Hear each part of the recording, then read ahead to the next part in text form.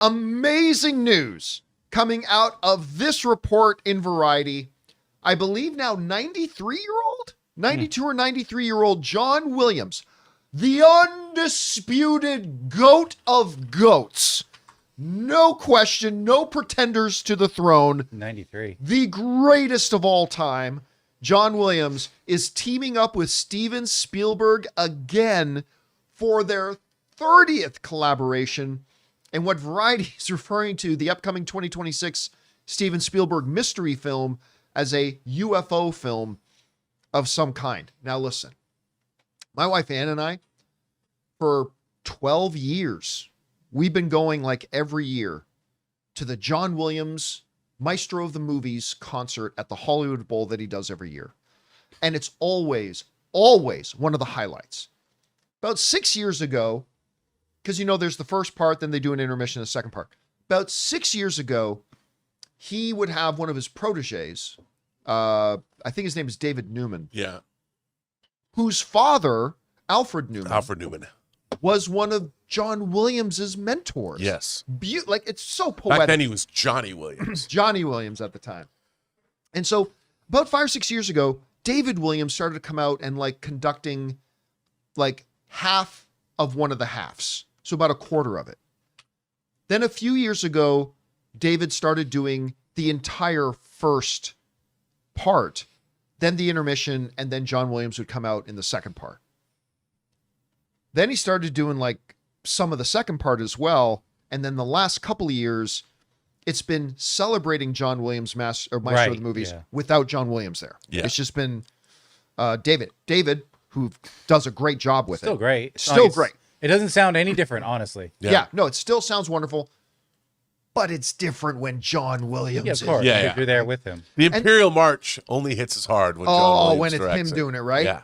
And, then the word came out that he had to start canceling some shows. There was health issues. And I was holding my effing breath for a good couple of weeks going, oh my God. Because every time I checked my newsfeed, I was so scared we were about to see we lost a legend. John Williams passes away. That's going to be rough. Oh, dude, I didn't even want to think about it. So then a while back, I started hearing some whispers that he's on the mend. They were like, oh, okay, that sounded great. But this is what I wanted to hear. That the man is back. He's going to be composing another film. Because you think about the scores that John Williams has just done with Steven Spielberg. Jurassic Park. E.T. Jaws. Close Encounters. Indiana 1941. Jones. Raiders, yeah. Think about all those iconic Empire of the themes Sun. that all came from their collaboration. Terminal. I think he made it. Who could timeless. So I mean, I'm excited for two reasons. Number one, I'm excited that they're going to have their 30th collaboration. But number two, I'm just excited because I'll be honest, I thought we got our last original John Williams score. Me I really too. did. Well, even if he lived for another 5, 10, 15 years, I thought we got our last John Williams score, and we're going to get more. And I'm so excited about it. He's the man. Anyway, Rob, you heard about this. What are you thinking? Oh, I'm so excited. The thing about John Williams is when people talk about John Williams, everybody talks about his main title themes. That's what they always play. Which is understandable. It's fine. What he does not get credit for is all of his music throughout a film. And there's so many pieces of music, especially in one of his scores, in the score for Close Encounters. Close Encounters is so good. And just because they've been talking about this movie, UFO, Disclosure, whatever it's about, one of the things that I've always wanted for this movie is I hoped, in my mind, I'd cross fingers, and I'm like, I wonder if there's any chance that John Williams would come back and score this. I didn't see this story till this morning, and as soon as I saw it, I texted it to you. Of course, yes, you were already Johnny on the spot. But I was in bed going, oh my God. It was one of these things that, you cross your fingers and you hope something might happen.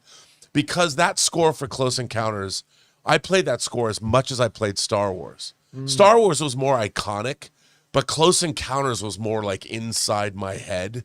And whenever I'd go places as a kid, I would hear the score when I rode my bike to school. There's pieces of I would music hear that the I would, ET theme when I was riding my bike. to yeah, school. it hadn't come. ET hadn't come out yet, but Right. I mean, Close Encounters. So to hear this, dude, I'm so excited. I'm like, this was literally a 2025 dream come true for me. Just a little personal thing, you know. I didn't tell anybody, but Elizabeth's like, what's your damage? Like, what do you? I was like squeeing, like, oh my god. It's true. You know, one of the greatest moments out of all the years we've gone to the John Williams concert, I think maybe the greatest moment for me is when Steven Spielberg came out on stage. And they did this thing where you want to know how important John Williams is to movies. You want to know how powerful John Williams' contribution to movies is. He goes, let's take my little movie that I did, Indiana Jones and the Last Crusade. And what Steven Spielberg did is he played the opening scene where young Indy is stealing back that artifact and he's running from the gang of guys and getting on the train with the animals. He goes, we're going to watch it with just my work and no John Williams music. Run it. And then they played this like 7-minute clip with no music. And then the screen goes dark and Steven Spielberg's back on stage. He goes, sucks, doesn't it? That's terrible. He goes, but now let's go through that exact same scene with the John Williams magic. John Williams comes out on stage. The orchestra starts conducting as they're playing it. And it was amazing. It was so great. And man, I can't wait for this. And you know what? To your point about how a lot of times people just talk about, when you think about John Williams, you think the Superman theme, the Star Wars theme, the Indiana Jones theme, Jurassic Park, Harry Potter, whatever. It's the music that he often has underneath that music. Yeah. A couple of times he's had like a violin soloist and he's just played this one piece from like Schindler's List. That was just a piece that was composed for this one specific scene. And then they do it and you're like, oh my God, this is so moving and perfect. And so he does the big anthems. He does the mood music. He's the best that there's ever been. And you know, you talk about this concert. There was one year, because I've gone to multiple John Williams concerts. I thought to myself, and I told the people I was with, I go, you know, I love the march, the theme march from 1941. It's this jaunty, happy, and I'm like, I know he's not going to play it. I know. But wouldn't it be cool if? And it starts with this little flute piece. It's like dun dun dun dun dun dun dun, and you hear the percussion go dun dun dun dun dun. And when I heard that flute piece again, I'm like, yes, it did it just for me. That was it. All right, guys. Question is for you. Oh, I got 2 questions for you. Number 1, in the comments below, let us know, what are your 3 favorite pieces of John Williams music? I mean, Star Wars will be on most of them, but I'm curious to see what a lot of the other ones are.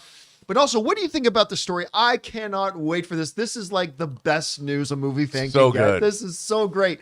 Whatever you guys think about it, jump down to the comment section below and let us know your thoughts. Hey guys, thanks so much for watching this video. Make sure you like the video, leave a comment, and subscribe to our channel. And don't forget, we have a daily podcast called the John Campea Show podcast, available on Apple Podcasts, Spotify, or your favorite podcasting app of choice. Go and subscribe to it today so it'll be there when you need it.